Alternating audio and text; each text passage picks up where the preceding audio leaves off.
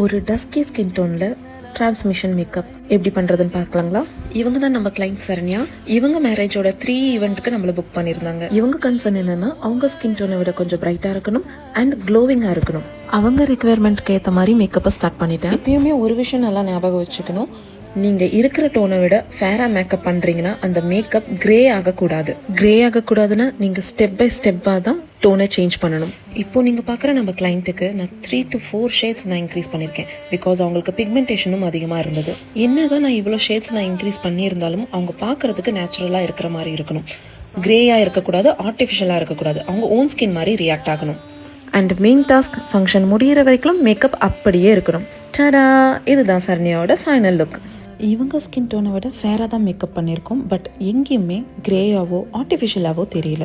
ஃபேராக makeup பண்ணியிருந்தாலும் சரி, இல்லை அவங்க ஸ்கின் டோனில் மேக்கப் பண்ணியிருந்தாலுமே சரி, ஃபைனலி அவங்கள கான்ஃபிடென்ட்டாக ஃபீல் பண்ண வைக்கணும். அதுதான் நம்ம கோல்.